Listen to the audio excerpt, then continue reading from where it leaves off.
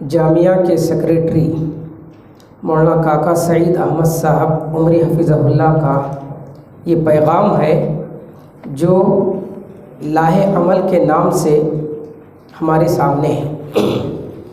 یہ 14 نکاتی لاہ عمل دراصل ہماری زندگیوں کو تبدیل کرنے کا ایک اہم ذریعہ ہوگا۔ یہ پیغام سیکریٹری صاحب کا ہے، میں اس کو آپ کے سامنے پڑھ دیتا ہوں۔ ان میں سے ہر شق ایسی ہے کہ ہم اس پر سوچیں، غور کریں اور اسے اپنی عملی زندگی میں نافذ کرنے کی کوشش کریں۔ بسم اللہ الرحمن الرحیم۔ اللہ تعالیٰ کا ارشاد ہے، یا ایھا الذین آمنوا اتقوا اللہ ولتنظر نفس ما قدمت لغد۔ اے ایمان والو، اللہ سے ڈرو اور ہر شخص یہ دیکھے کہ اس نے کل یعنی آخرت کے لیے کیا سامان تیار کیا ہے۔ اللہ تعالیٰ کا بے انتہا شکر و احسان ہے کہ اس نے ہمیں دولت ایمان سے مالا مال فرمایا۔ یہ بات نہیں بھولنی چاہیے کہ ہماری منزل مقصود آخرت اور اس کی کامیابی ہے۔ فمن زحزح عن النار وادخل الجنۃ فقد فاز۔ کامیاب دراصل وہ ہے جو وہاں آتش دوزخ سے بچ جائے اور جنت میں داخل کر دیا جائے۔ اس حقیقت کے پیش نظر یقین ہے کہ آپ ذاتی اصلاح و تربیت کی طرف خصوصی توجہ دے رہے ہوں گے اور اپنے ایمان و عمل کے معیار کو بلند کرنے کی فکر و سعی بھی کر رہے ہوں گے۔ تاہم یہاں کچھ ہدایات پیش کی جا رہی ہیں۔ نمبر 1، ہماری زندگی احساس بندگی کے ساتھ گزرنی چاہیے اور ہمارے ہر عمل کا مقصود رضائے الہی۔ ہم جانتے ہیں کہ زندگی عبادت ہے، زندگی کا ایک ایک عمل اجر و ثواب کا باعث ہے اگر ہم اتباع سنت کے مطابق اسے انجام دیں۔ وما خلقت الجن والانس الا لیعبدون۔ تو ہماری زندگی عبادت ہے، اس لیے زندگی کا ہر عمل احساس بندگی کے ساتھ ہونا چاہیے اور ہمارا ہر عمل اللہ کی رضا کے لیے، اللہ کی خوشنودی کے لیے ہونا چاہیے، جس کو ہم اخلاص سے بھی تعبیر کرتے ہیں۔ عمل میں اخلاص نہ ہو، ہمارے عمل کا مقصود اللہ کی خوشنودی نہ ہو، تو پھر یہ اعمال ضائع اور برباد ہو جائیں گے۔ نیک عمل کرنے کے باوجود آخرت میں ہم ناکام اور نامراد ہوں گے۔ نمبر 2، ہم نمازوں کا اہتمام سنن و نوافل اور تکبیر تحریمہ کے ساتھ کریں۔ ہماری نماز حدیث احسان کے مطابق ہو۔ نمازوں کا ہم اہتمام کرتے ہی ہیں، لیکن سلف صالحین کی طرح صف اول کا اہتمام کریں، تکبیر تحریمہ کا اہتمام کریں۔ ہم بار بار اسلاف کرام کے بارے میں یہ کہتے ہیں۔ سعید ابن مسیب رحمۃ اللہ علیہ 40 سال تک تکبیر تحریمہ کے ساتھ صف اول میں انہوں نے نماز کا اہتمام کیا۔ یہ چیز ہماری زندگیوں میں بھی آنی چاہیے۔ فرائض کا کسی حد تک ہم اہتمام کرتے ہیں، لیکن سنن و نوافل جو کہ تقرب الہی کے اہم ذرائع ہیں، اس کا ہم سے اہتمام جیسے ہونا چاہیے نہیں ہو پاتا ہے۔ سنن کا اہتمام کریں، نوافل کا اہتمام کریں۔ اللہ کے نبی کی زندگی ہمارے سامنے، اس قدر آپ نوافل کا اہتمام کرتے کہ پیروں پر ورم آ جاتا۔ افلا اکون عبدا شکورا، یہ کیفیت ہماری بھی ہونی چاہیے۔ ہماری نماز حدیث احسان کے مطابق ان تعبد اللہ کأنک تراہ، صرف نماز ہی نہیں، ساری عبادتیں اس تصور کے ساتھ ہم انجام دیں کہ اللہ تعالی ہمیں دیکھ رہا ہے۔ اور پھر تیسری چیز، نمبر 3، نماز کے بعد مسنون اذکار اور مختلف اوقات کی دعاؤں کا التزام کریں۔ نماز کے بعد کے مسنون اذکار اور پھر مختلف اوقات کے اذکار کی جو کتابیں، ان میں سے ایک مشہور کتاب کا نام حصن المسلم، یعنی یہ اذکار، یہ دعائیں ایک مسلمان کا قلعہ ہے۔ ان کا اہتمام کرنے کے بعد ایک مومن بندہ مضبوط قلعے میں داخل ہو جاتا ہے، جس میں داخل ہونے کے بعد وہ اللہ تعالیٰ کی حفاظت میں ہوتا ہے۔ یہ دعائیں ہمیں ہر طرح کے شر سے، فتنے سے، مصیبتوں سے، بیماریوں سے محفوظ کرتے ہیں۔ تو اس لیے ہم دعاؤں کا اور اذکار کا اہتمام کریں۔ نمبر 4، قرآن مجید کی تلاوت تدبر کے ساتھ کریں اور اس کا مطالعہ اس انداز سے کریں کہ قرآن مجید براہ راست ہم سے مخاطب ہے۔ ابھی جیسا کہ آپ نے ہمارے مولانا احمد سراج صاحب عمری حفظہ اللہ کے خطاب میں سنا کہ شیخ التفسیر نے انہیں یہ نصیحت کی کہ قرآن مجید کی ہر دن تلاوت کریں۔ تو وہ یہ بتانا چاہ رہے تھے کہ گویا کہ ہم علماء قرآن مجید سے دور ہوتے جا رہے ہیں۔ تدبر کے ساتھ قرآن کی تلاوت، اللہ کے نبی سے کہا گیا وَرَتِّلِ الْقُرْآنَ تَرْتِيلًا اُتْلُ مَا أُوحِيَ إِلَيْكَ مِنَ الْكِتَابِ۔ تو قرآن مجید کی تلاوت کا اہتمام ایک مومن کے لیے ضروری ہے۔ تدبر کے ساتھ اگر ہم قرآن مجید کی تلاوت کریں تو ایمان میں اضافہ ہوتا ہے۔ وَإِذَا تُلِيَتْ عَلَيْهِمْ آيَاتُهُ زَادَتْهُمْ إِيمَانًا، ایمان میں اضافے کا باعث ہے۔ تو اس لیے ہم قرآن مجید کی تلاوت ضرور کریں اور پابندی کے ساتھ کریں، غور و فکر کے ساتھ کریں، اور ہم یہ سمجھیں کہ قرآن مجید براہ راست مجھ سے مخاطب ہے، قرآن مجید میرے لیے نازل ہوا ہے۔ یہ نہیں کہ ہم بشارتوں کے بارے میں ہم یہ سمجھیں کہ یہ بشارتیں میرے لیے، اور جہاں وعید کی آیتیں آئیں وہ یہ سمجھیں کہ یہ تو کفار کے لیے، منافقین کے لیے۔ یہ طرز عمل اسلاف کا نہیں تھا۔ اسلاف کرام، حضرت عمر بن خطاب، حضرت عائشہ رضی اللہ تعالیٰ، کتنے ہی صحابہ اور اسلاف کے بارے میں ہم پڑھتے کہ جب عذاب کی آیتوں پر سے گزرتے تو زار و قطار روتے۔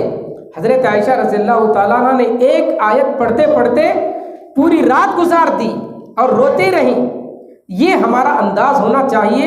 یہ اسی وقت ہوگا جب ہم یہ سمجھیں کہ قرآن مجید اور قرآن مجید کی ہر آیت کا مخاطب میں ہوں۔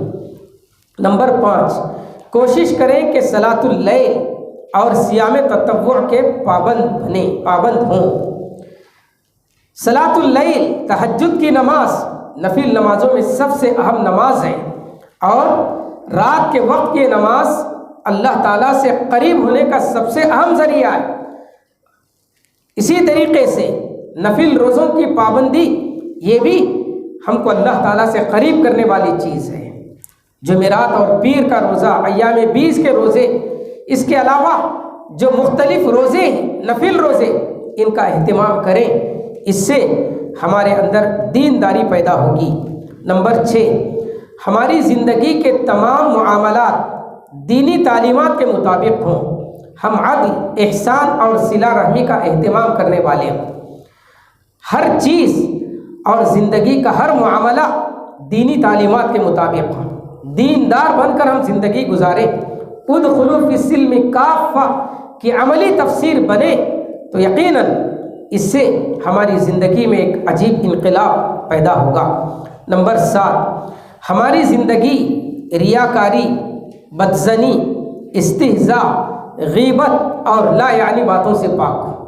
یہ مرض، بدقسمتی سے ہم علماء اس مرض میں مبتلا ہوتے جا رہے ہیں، ان امراض میں مبتلا ہوتے جا رہے ہیں۔ ریاکاری، دوسروں کے بارے میں بدگمانی، دوسروں کا مذاق، غیبت، چغلی، لا یعنی باتیں، یہ ہمارا مشغلہ بنتے جا رہا ہے، جس سے بچنا ایک مومن کے لیے ضروری ہے۔ صفات الرحمن کی صفات میں سے جو بات ہمیں بتائی گئی، لا یشہدون الزور وَإِذَا مَرُّوا بِاللَّغْوِ مَرُّوا كِرَامًا، تو ان باتوں کا بھی لحاظ رکھنا ہمارے لیے بہت ضروری ہے۔ نمبر 8، نفع رسانی ہماری پہچان ہو اور ایذا رسانی سے ہم پوری طرح محفوظ ہوں۔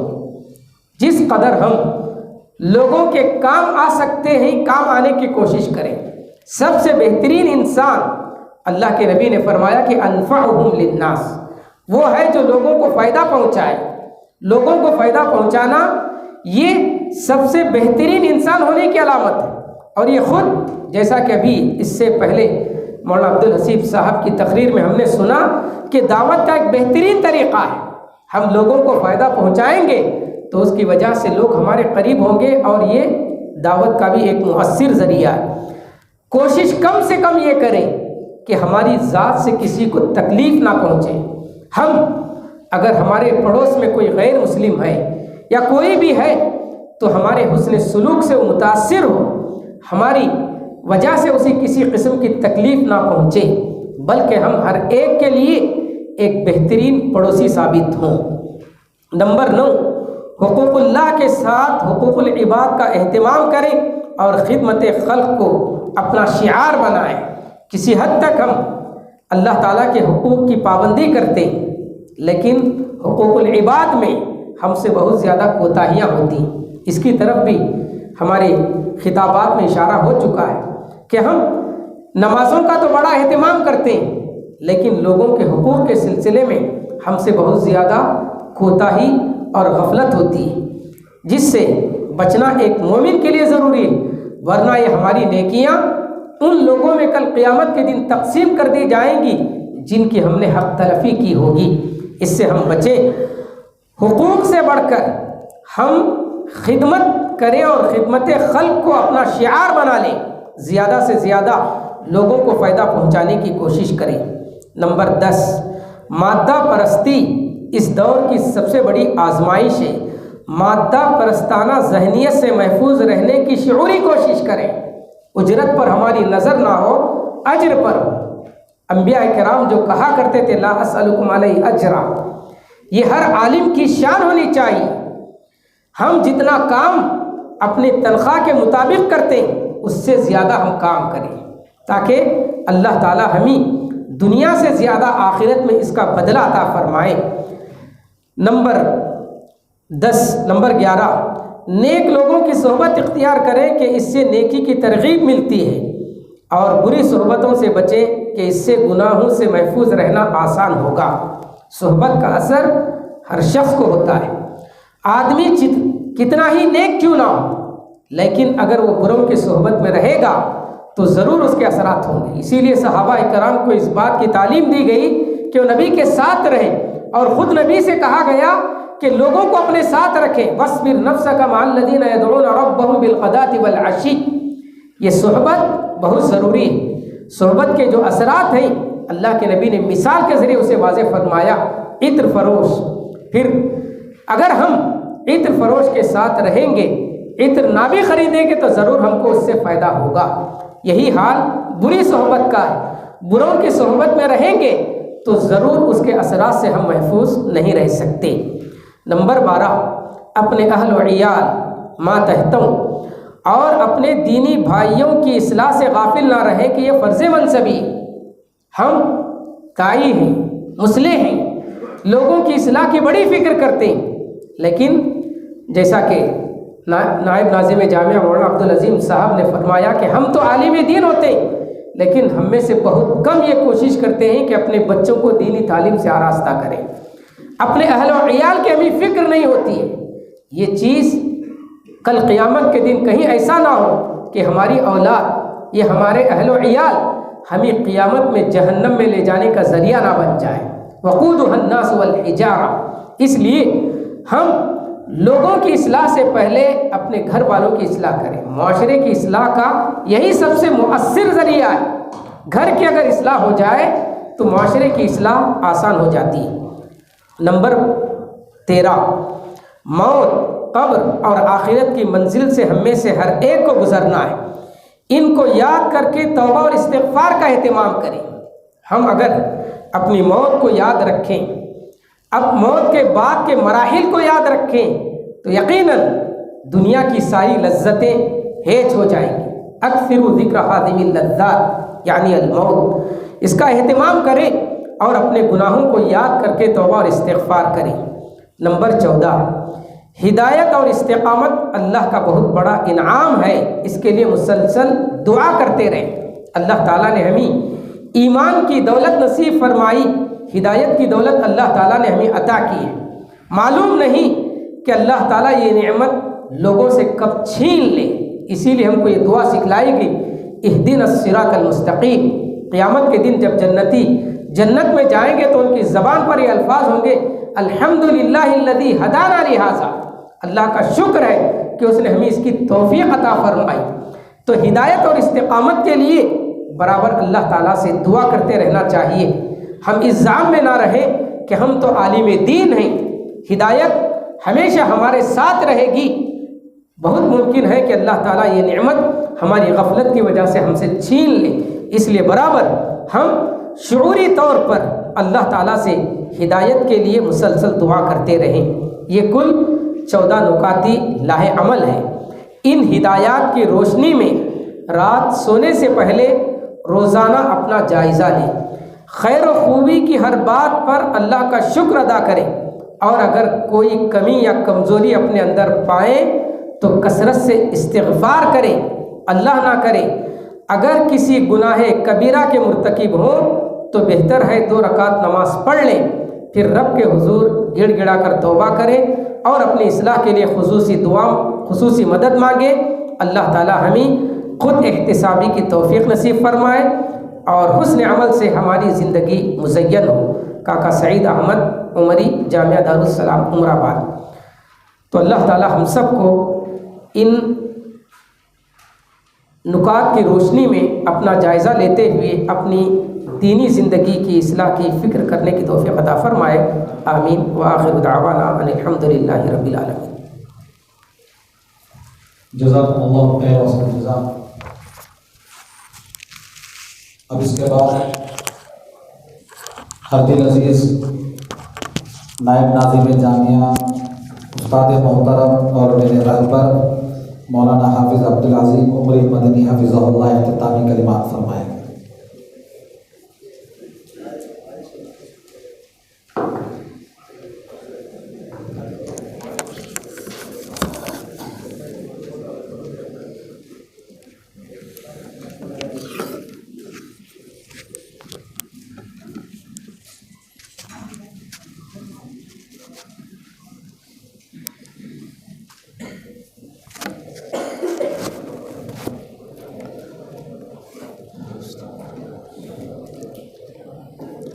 السلام علیکم ورحمۃ اللہ وبرکاتہ۔ الحمد للہ رب العالمین والصلاة والسلام على اشرف الانبیاء والمرسلین وعلى آلہ واصحابہ اجمعین وعلى من تبعهم بإحسان الى یوم الدین، اما بعد۔ اعوذ باللہ السمیع العلیم من الشیطان الرجیم من همزه ونفخه ونفسه۔ الذين يستمعون القول فيتبعون احسنه اولئك الذين هداهم الله واولئك هم اولو الالباب۔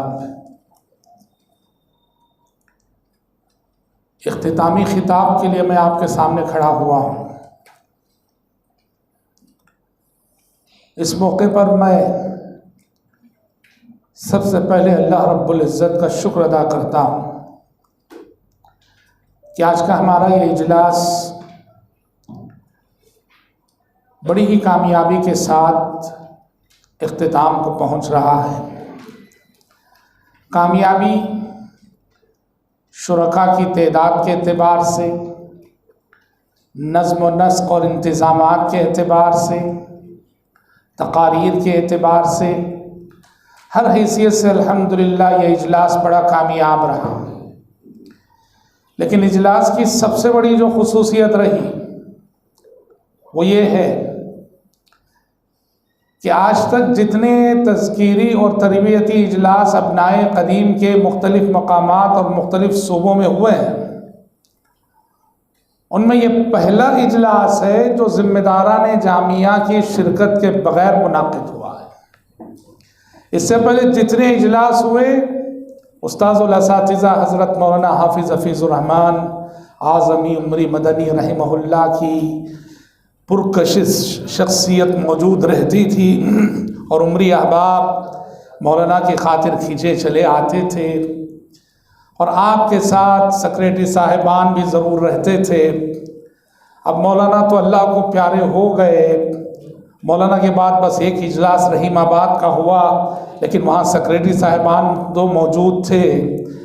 یہ ابنائے قدیم کے تربیتی اور تذکیری جو اجلاس ہوتے ہیں اس میں ایک منفرد خصوصیت کا حامل اجلاس رہا کہ سیکریٹری صاحبان بھی اس میں نہ رہے، لیکن اس کے باوجود جس طرح ان کے رہتے ہوئے، ان کے روب کی وجہ سے کہیے، ان کے احترام میں عمری احباب وقت کی پابندی کرتے ہیں، وقت پہ پروگرام شروع کرتے ہیں۔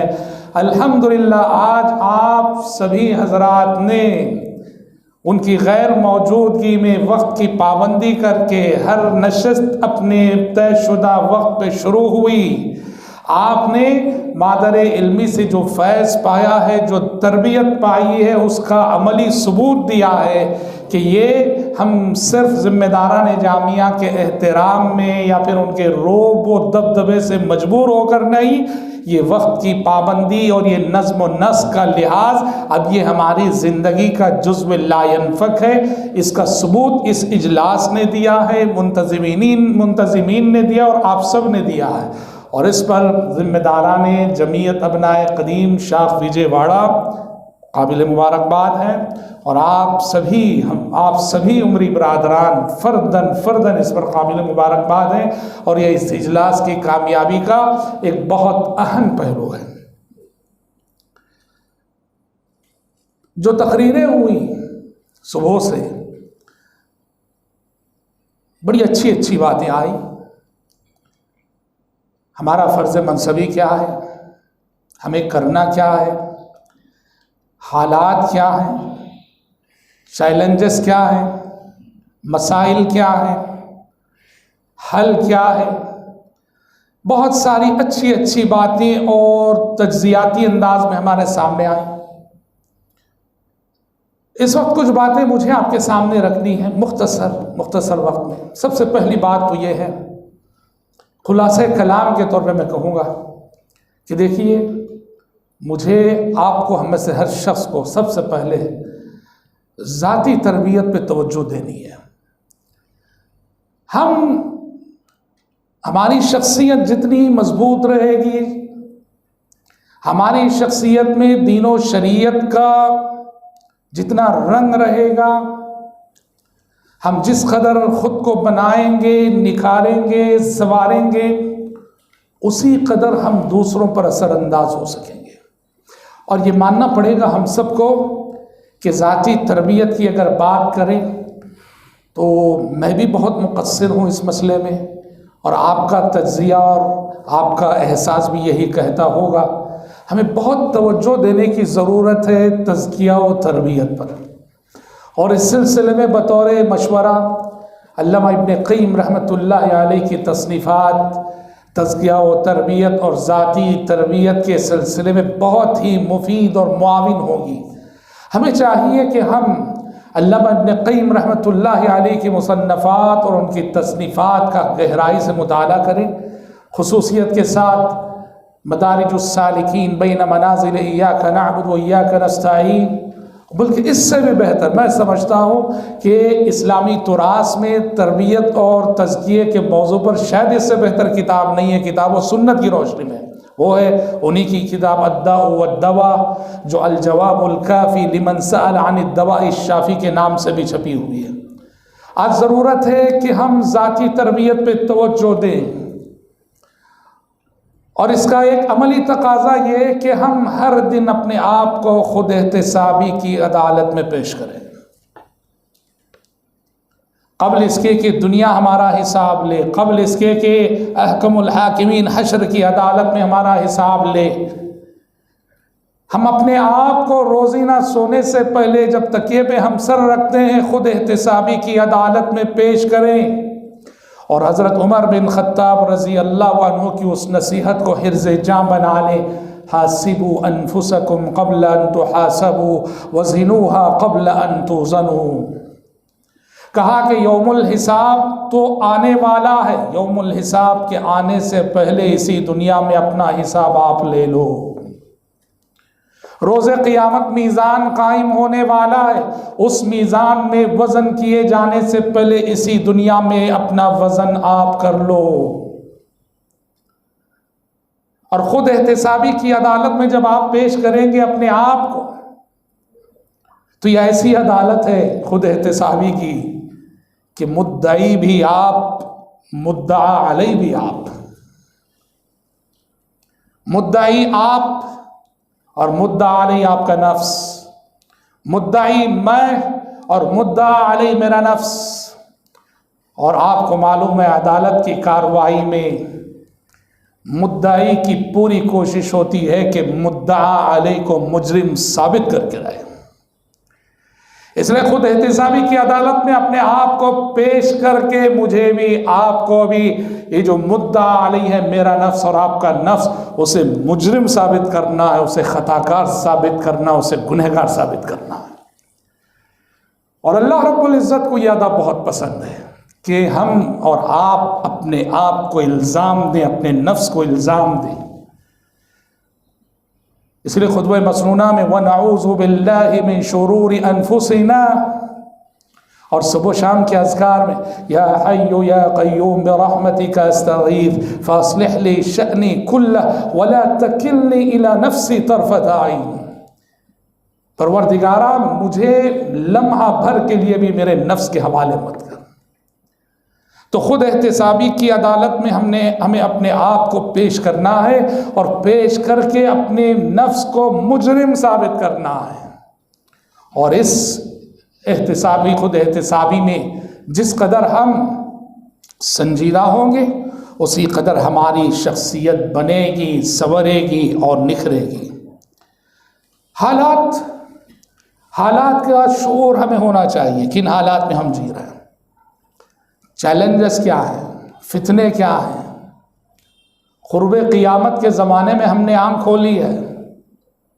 فتن تجعل الحلیم حیرانا کا منظر ہمارے سامنے ہے. یصبح الرجل مؤمنا ویمسی کافرا ویمسی مؤمنا ویصبح کافرا کا انقلابی ماحول جہاں ایمان صبح لٹ جائے، شام لٹ جائے، دن لٹ جائے، رات لٹ جائے، کوئی خبر نہیں. ان حالات میں ہم جی رہے ہیں. ایسے میں اپنے ارد گرد کے حالات کا جائزہ لیں. قادیانیت کا فتنہ کتنے علاقوں میں سر چڑھ کر بول رہا ہے، اور فتنہ ارتداد کے تو کیا کہنے، والعیاذ باللہ والعیاذ باللہ. کالجوں اور یونیورسٹیوں میں ہمارا جو نیو جنریشن تعلیم حاصل کر رہا ہے وہ لڑکے ہوں کہ لڑکیاں عشق و محبت کے راستے سے اور بسا اوقات شبہات کے راستے سے اپنی متاع ایمان و یقین کو صبح گنوا رہا ہے، شام گنوا رہا ہے، دن گنوا رہا ہے، رات گنوا رہا ہے. اور امت کی اس لٹتی ہوئی آبرو کو دیکھ کر فکر مند ہونے والے احباب بہت تھوڑے ہیں. ایسے میں بہت ضروری ہے کہ ہم اپنی ذمہ داری کو سمجھیں، اپنے فرض کو سمجھیں. ہم میں سے ہر فرد کو چاہیے وہ دیکھے کہ ان حالات میں وہ دین کی، امت کی، ملت کی خدمت کیسے کر سکتا ہے، اپنی قابلیتوں سے، اپنی صلاحیتوں کے ذریعے سے. اور یاد رکھیے احساس کمتری بہت بری بلا ہے. اللہ آپ صرف ارادہ کیجئے، نیت کیجئے. اللہ رب العزت نے یہ جو انسان ہے اللہ کی بہت باکمال مخلوق ہے. خود کو ناکارہ مت سمجھیے، بیکار مت سمجھیے، آپ بہت کچھ کر سکتے ہیں. یہ اور بات ہے کہ اللہ نے صلاحیتیں الگ الگ بانٹی ہیں. ہم آپ میں سے ہر کوئی امت کے حق میں بڑا نفع بخش ثابت ہو سکتا ہے. الناس معادن کمعادن الذهب والفضة. زمین جس طرح سے اپنے اندر خزانے رکھتی ہے، انسان بھی قدرت کی ایک ایسی ہی باکمال مخلوق ہے. ہر انسان کے اندر صلاحیتیں دفن ہیں. جس طرح سے زمین بظاہر مٹی کی نظر آتی ہے، لیکن اس مٹی کو ہٹائیں گے، کھودیں گے، جستجو کریں گے، اندر سے سونے اور چاندی کے خزانے اگلتی ہیں یہ زمین. ویسے ہی اسی مٹی کا بنا ہوا یہ انسان قدرت کی ایک باکمال مخلوق ہے. اس کے اندر بھی رب العزت نے صلاحیتوں کے خزانے پوشیدہ رکھے ہیں. اپنی صلاحیت کو پہچانیے اور پہچان کر اس امت کے لیے اور دین کے لیے، جبکہ غربت اسلام کا زمانہ ہے، آپ جو کر سکتے ہیں کریں. مکتب میں، کسی دیہات میں، کسی جھونپڑی میں بیٹھ کر غریب بچوں کو آپ اگر الف با پڑھاتے ہیں، واللہ العظیم بہت بڑی خدمت ہے. اس کو بھی معمولی نہ سمجھے، بہت بڑی خدمت ہے.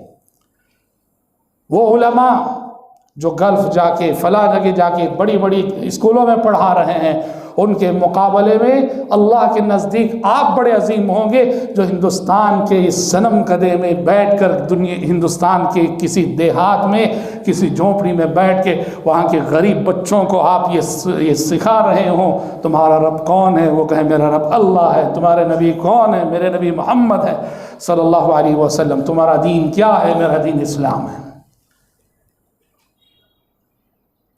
ضروری نہیں کہ اگر آپ کو تقریر کرنا نہیں آتا اپنے آپ کو ناکارہ سمجھیں، تحریر مضمون نگاری نہیں آتی اپنے آپ کو ناکارہ، بالکل نہیں، بالکل نہیں۔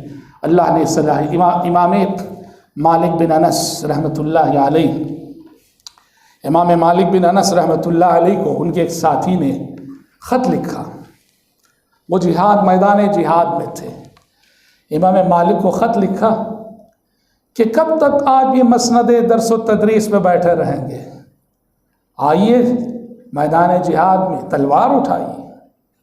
تو امام مالک بن انس رحمۃ اللہ علیہ نے ان کو جواب لکھا، اپنے اس ساتھی کو کہا کہ ان اللہ تعالی قسم الاعمال بین عباده كما قسم الارزاق بینهم فمنهم من يفتح له في الجهاد ومنهم من يفتح له في العلم ومنهم من يفتح له في الصلاة ومنهم من يفتح له في الصدقة۔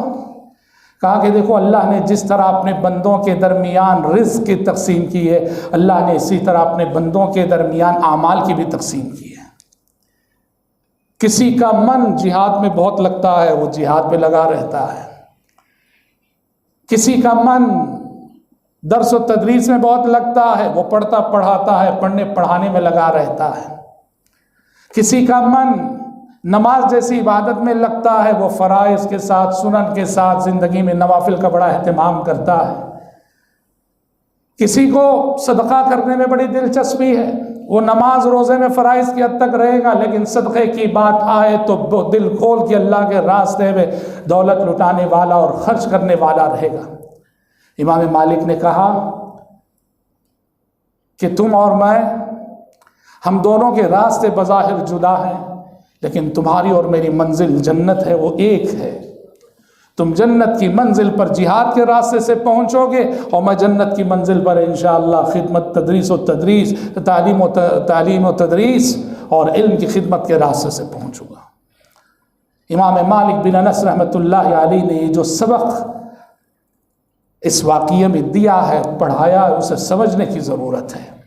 آج اپنی اپنی قابلیتوں اور اپنی اپنی صلاحیتوں کے ذریعے سے ہم کیا خدمت کر سکتے ہیں، کرنے کی ضرورت ہے۔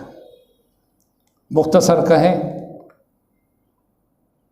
میری زندگی یہی ہے کہ ہر ایک کو فیض پہنچے، میری زندگی یہی ہے کہ ہر ایک کو فیض پہنچے، میں چراغ رہ گزر ہوں، مجھے شوق سے جلاؤ۔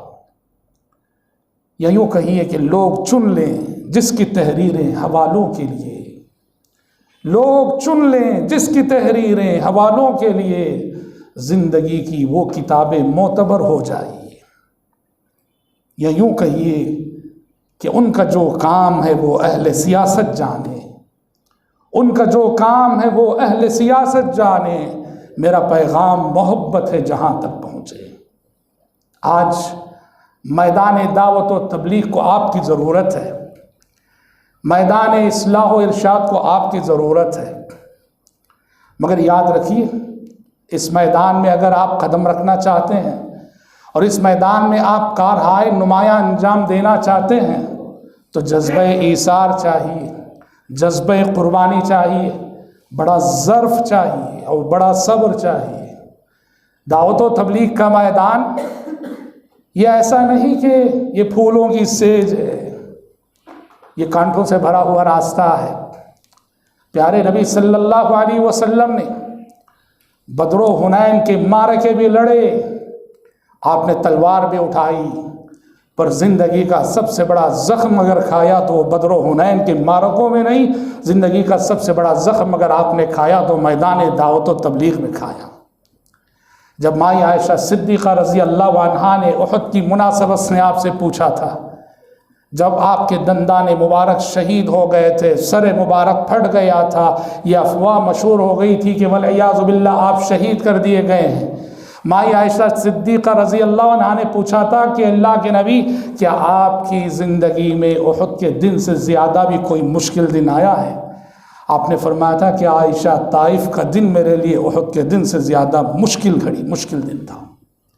आपने ज़िंदगी का सबसे बड़ा ज़ख्म ताइफ के मैदान में खाया, दावत व तबलीग के मैदान में खाया, और ज़ख्म जितना बड़ा था आपने उसी दरिया दिली का सबूत दिया। एक दाई के ज़र्फ़ में जितनी वुसअत होती है, आपने लोगों के इस जुल्म और सितम का मुकाबला आपने उस दिल के साथ किया जो दिल के अफ़्व दरगुज़र का दरिया था।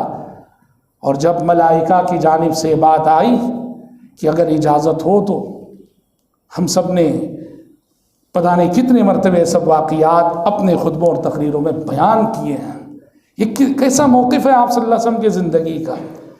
दूर दूर तक इंतकामी जज्बा नज़र नहीं आता, और बस इस मुश्किल घड़ी में रब्बुल आलमीन से मुनाजात, और उस मौके से सीरत की किताबों में जो दुआ आई है, बड़ी बेकसी के आलम में, बेबसी के आलम में रब्बुल आलमीन से आप सल्लल्लाहु अलैहि वसल्लम ने मुनाजात करते हुए जो फरमाया था, अल्लाहुम्मा इलैका अश्कू ज़अफ़ क़ुव्वती बस्सी व हुज़्नी व ज़अफ़ क़िल्लती व क़िल्लत हीलती व हवानी अला अन्नास या अरहमर राहिमीन अंत रब्बुल मुस्तज़अफ़ीन इला मन तकिलुनी इला बईदिन यतजहमुनी अम इला अदुव्विन मल्लक्तहु अमरी इन लम यकुन बिका ग़ज़बुन अलैया फला उबाली वलकिन आफ़ियतक हिय अवसअ ली अऊज़ु बिनूरि वजहिक अल्लज़ी अशरक़त लहु ज़ुलुमात व सलह अलैहि अम्रु दुनिया वल आखिरह मिन अन यंज़िल बी ग़ज़बुक औ यहल्ल अलैया सख़तुक लकल उतबा हत्ता तर्दा वला हौला वला क़ुव्वत इल्ला बिक। एक नबी के ज़र्फ़ ही में ये वुसअत हो सकती है, एक नबी के अंदर ही ये तहम्मुल हो सकता है। नबी के वारिस होते हुए जब हम दावत व तबलीग के मैदान में अपना रोल अदा करेंगे, इसका कुछ ना कुछ हिस्सा तो हमारे पास ज़रूर होना चाहिए। ये ज़र्फ़ होना चाहिए, ये सब्र होना चाहिए, ये तहम्मुल होना चाहिए। तो इसलिए ज़हनी तौर पर हर किस्म के अंजाम के लिए तैयार रहकर हमें मैदान दावत व तबलीग में कदम रखना चाहिए। जैसा हमने कहा, आज आप में से, हम में से हर फ़र्द की ज़रूरत है मैदान दावत व इस्लाम में। जो कर सकता है अपनी काबिलियतों और सलाहियतों से वो करने की कोशिश करे, अपनी खिदमत उम्मत के लिए पेश करे, इंसानियत के लिए पेश करे और मुल्क के लिए पेश करे। यही पैगाम है इन सब तकारीर का, यही पैगाम है मादर इल्मी का। रब्बुल इज़्ज़त से दुआ है कि परवरदिगार आलम हम सबको, आप सबको उम्मत के हक़ में नफ़ बख्श बनाए, इंसानियत के हक़ में अल्लाह ताला हम सबको नफ़ बख्श बनाए, अपने फ़राइज़ और वाजिबात को कमा हक़्क़हु अदा करने वाला बनाए, और जो गफ़लत और कोताही हमसे हो चुकी है अल्लाह रब्बुल इज़्ज़त हम सबको अपने फ़ज़ल व करम से माफ़ फरमाए, दरगुज़र फरमाए। अल्लाहुम्मा आमीन व सल्लल्लाहु वसल्लम अला खैरि ख़ल्क़िही मुहम्मद व आलिही व सहबिही अजमाईन।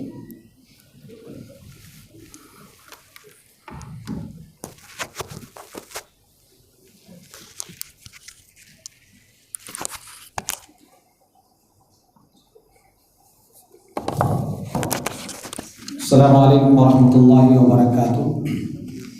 नहमदुहु व नसल्ली अला रसूलिल करीम, अम्मा बाद।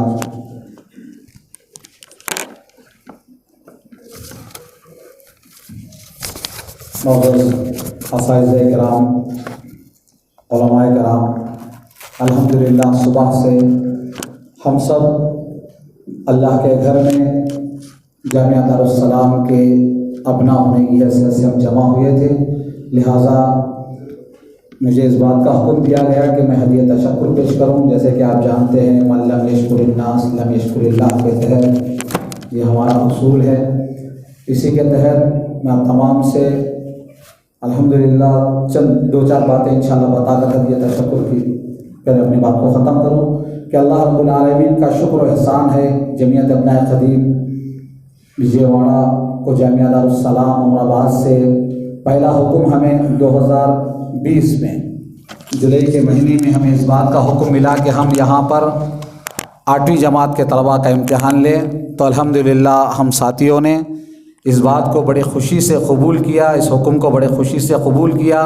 اور 4 طلبہ جو کرونا کی بیچ تھی ان لوگوں کا امتحان کے سلسلے میں الحمدللہ ہم لوگوں نے جامعہ کے اساتذہ کے اس حکم کو الحمدللہ بڑی خوشی سے اور بڑی ذمہ داری سے نبھایا، اور ہم اسے فخر سمجھتے ہیں کہ ہم جامعہ کی جو بھی خدمت کا موقع جامعہ کی جانب سے ہمیں ملتا ہے اسے کرنے، ہم ہی نہیں میں سمجھتا فرزندان جامعہ دنیا کے کس کونے میں بھی ہو اس بات کو فخر محسوس کرتے ہیں کہ جامعہ کی جانب سے کوئی بھی حکم ملے اس پر عمل کرنے پر فخر محسوس کرتے ہیں۔ اور آج جو پروگرام ہمارے درمیان الحمدللہ بھی اختتام پذیر ہوا چاہتا ہے، صرف 10 دن پہلے استاد محترم نے فون کیا تھا ہمارے برادرم محمد امین عمری صاحب سے، کہا تھا کہ انشاءاللہ وجیواڑے میں پروگرام 3 تاریخ کے لیے آپ لوگ تیار ہیں کیا؟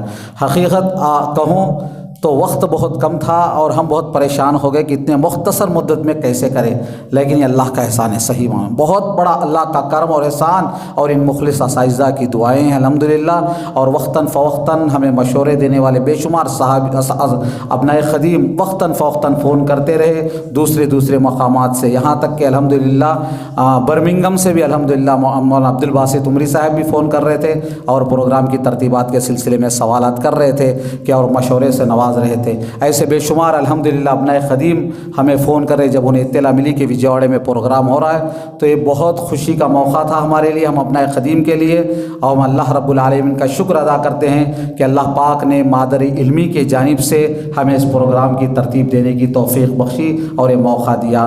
اور اس کے بعد ہم ذمہ داران جامعہ کاکا خاندان کے لیے دعائے خیر کرتے ہیں کہ اللہ رب العالمین اس خاندان کو تا دم حیات قیامت تک الحمدللہ اللہ رب العالمین آباد رکھے اور ہر شر سے ہر بلا سے اللہ ان سب کی حفاظت فرمائے۔ کاکا انیس صاحب کل آپ تمام سے معذرت کے لیے فون کر رہے تھے اور کہے تھے کہ اپنا خدیم سے لیے کہیے کہ معذرت چاہتا ہوں، میں طبیعت کی ناسازی سے میں نے اپنے پروگرام کو ترک کر لیا، میرے آنے کی امید بہت سارے اپنا خدیم رکھے ہیں، لیکن ان سے کہیے کہ میں معذرت خواہ ہوں، میری طبیعت کی ناسازی تھی کہ میں نے اپنے آپ کو روک لیا۔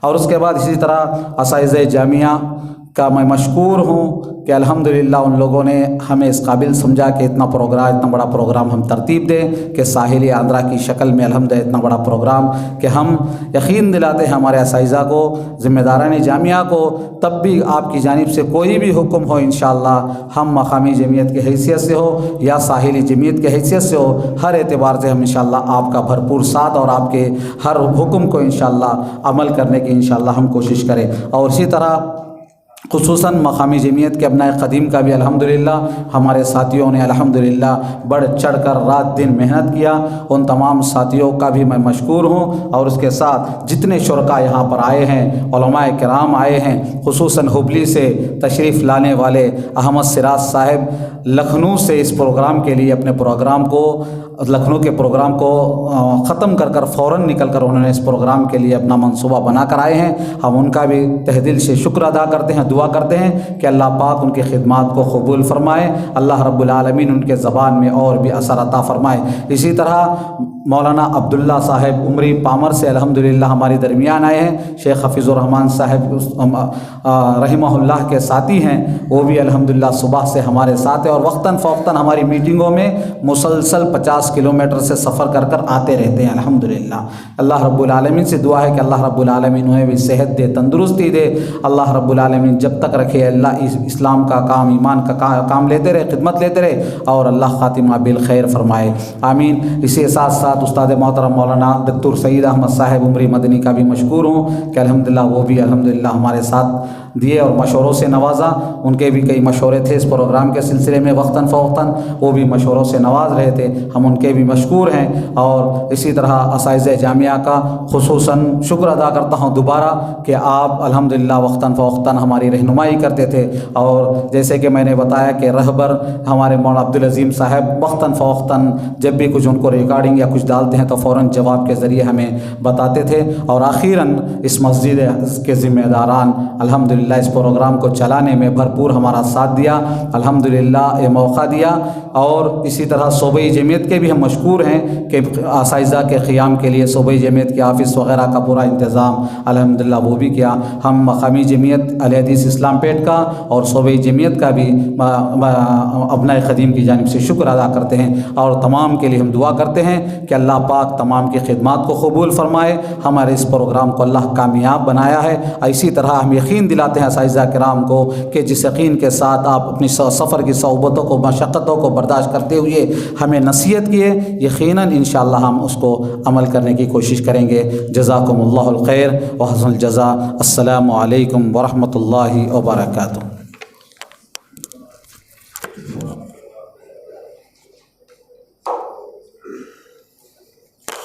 السلام علیکم. حاضرین, مختصر سی بات ہے. آج کے اجلاس میں محترم سیکریٹری صاحبان کی کمی تو محسوس ہو رہی تھی, اور اس کے ساتھ استاد محترم مولانا حافظ الرحمان صاحب کی, لیکن مجھے ان حضرات سے زیادہ حضرت مولانا ابوالبین حماد صاحب عمری علیہ الرحمہ یاد آ رہے تھے. اس علاقے کے ابنائے قدیم اور یہاں کی جمعیت ابنائے قدیم کے استحکام میں حضرت مولانا کا بہت بڑا ہاتھ رہا ہے. جب بھی کوئی یہاں سے عمرآباد پہنچتے, ملاقات ہوتی, تو مولانا بٹھا کر خیر و عافیت معلوم کر کے پورے علاقے کے حالات معلوم کرتے. مولانا عبداللہ پامرو صاحب یہاں تشریف فرما ہے. آپ کے ادارے کے لیے جب بھی مولانا کو انہوں نے یاد کیا, مولانا ابوالبین حماد صاحب اور شیخ التفسیر مولانا عبدالکبیر صاحب دونوں بھی اس علاقے میں تشریف لائے, اور ادارے کے ساتھ ساتھ یہاں کے ابنائے قدیم اور یہاں کی جمعیتوں کے استحکام کے لیے ان بزرگوں نے کوششیں کی. آپ کو یہ جان کر حیرت ہوگی کہ مولانا حماد صاحب نے پوری زندگی بغیر کسی کے طلب کے, بلکہ سمجھے کہ پبلک جو سروسیں ہوتے ہیں بس کا استعمال انہوں نے کر کے دور دور کا سفر, کبھی ٹھہر کر بھی جانا پڑتا, بغیر ریزرویشن کے بھی ٹرین کا سفر کرنا پڑتا, لیکن مولانا برابر کرتے رہے. اگر آج مولانا ہوتے اس ادارے اس اجلاس میں تو یقیناً ان کی خوشی کی کوئی انتہا نہیں ہوتی. شاید یہ ساری تاریخ وہ آپ کے سامنے بہتر انداز میں رکھتے. کوئی بھی بڑا کام ہوتا ہے تو ایک پردہ ہوتا ہے, ایک پردے کے پیچھے کچھ لوگ ہوتے ہیں. بظاہر پردے پر جو بھی مناظر دکھائے جاتے ہیں یہ دنیا کے سامنے ہوتے ہیں, لیکن کچھ افراد ایسے ہوتے ہیں جن کا تعاون پردے کے پیچھے سے ہوتا ہے, اور یہی حقیقت میں وہ لوگ ہوتے ہیں جو اللہ تعالیٰ کے پاس بہت کچھ پاتے ہیں. اس موقع پر ہم سب اللہ کے دربار میں دعا کریں کہ اللہ تعالیٰ حضرت مولانا کی بال بال مغفرت فرمائے, ان کے درجات کو بلند فرمائے, اور ان کی جو نیک تمنائیں جمعیت ابنائے قدیم کو لے کر تھیں, اللہ تعالیٰ ان نیک تمناؤں کو قبول فرمائے. غالب کا یہ شعر مجھے یاد آ رہا ہے, غالب خستہ کے بغیر کون سے کام بند ہیں, روئیے زار زار کیا کیجیے ہائے ہائے کیوں. محترم حاضرین, ہم مرکزی جمعیت کی جانب سے مقامی جمعیت کے صدر جناب نصیر احمد صاحب عمری, سیکریٹری بھائی مجاہد احمد خان اور دیگر رفقا, مولوی بلال احمد صاحب, مولوی امین احمد عمری, مولوی صفی الرحمن اور ان کے دیگر رفقا کا ہم تہ دل سے شکریہ ادا کرتے ہیں کہ بہت کم وقت میں انہوں نے بڑی محنتیں کی اور آپ سب کو جمع کرنے کی کوششیں کی. جلسے کو بہت منظم انداز میں کامیابی کے ساتھ چلانے کے لیے جن سہولتوں کی ضرورت ہوتی ہے یہ ساری سہولتیں فراہم کرنے کی انہوں نے کوشش کی. دوسرے مرحلے میں ہم مسجد کے ذمہ داران, خصوصاً اس کے سیکریٹری جناب محمد فاروق خان صاحب کے جو صوبہ جمعیت کے خازن بھی ہیں, ہم ان کا شکریہ ادا کرتے ہیں کہ انہوں نے نہ صرف ہمیں یہاں پروگرام چلانے کی اجازت دی بلکہ اس کے لیے سارے انتظامات فراہم کیے. یقین مانیے کہ یہ اجلاس اگر کسی ہوٹل میں ہوتا, کسی دوسرے حالوں میں ہوتا تو وہ بات نہ ہوتی جو اس مسجد کی برکت سے, یہاں کی سہولتوں سے ایک مؤثر انداز میں یہاں یہ اجلاس ہو سکا. میں تہ دل سے ان مخلصوں کا شکریہ ادا کرتا ہوں, اور یہاں بھی خاص کر کے مسجد کے مؤذن صاحب اور ان کے رفقا کا جو ہر لحاظ سے یہاں کی صفائی وغیرہ کا یہ لوگ بڑے اہتمام کے ساتھ ख़याल रख रहे थे, अगरचे कि वो पर्दे के पीछे होते हैं, लेकिन यकीनन वो हमारी दुआओं के, हमारी शुक्रिया के मुस्तहिक, बल्कि सबसे ज़्यादा मुस्तहिक हैं। फिर इसी के साथ साथ हमारे इस इजलास में खाने पीने के सिलसिले में जिन हज़रात का भी ताउन रहा है, इजलास की कामयाबी के लिए जिन हज़रात का भी ताउन रहा है, मैं उन तमाम हज़रात का तहे दिल से शुक्रिया अदा करता हूँ मरकज़ी जमीयत की जानिब से, और आप हज़रात से दरख्वास्त करता हूँ कि आप मादर इल्मी जामिया दारुस्सलाम को, उसके तमाम ज़िम्मेदारान को, उसके तमाम मुताल्लिक़ीन के हक़ में आप दुआएँ कीजिए कि अल्लाह ताला इस इदारे को शाद व आबाद रखे। इस इदारे का जो पैगाम मोहब्बत है अल्लाह ताला दूर दूर तक पहुँचाने की तौफ़ीक़ अता फ़रमाए, और इस इदारे के ज़िम्मेदारान की जो ख्वाहिश है कि हर फ़र्ज़ंद जामिया दुनिया को देने वाला बने, दुनिया को फ़ायदा पहुँचाने वाला बने, अल्लाह ताला हम तमाम को इस काबिल बनाए कि हम अपनी ज़ात से दुनिया के लिए रहमत साबित हों और दुनिया में इस्लाम का बोलबाला करने वाले हों। मैं फिर एक मरतबा तमाम हज़रात का शुक्रिया अदा करता हूँ। बहुत बहुत शुक्रिया। अस्सलामु अलैकुम व रहमतुल्लाहि व बरकातुहू।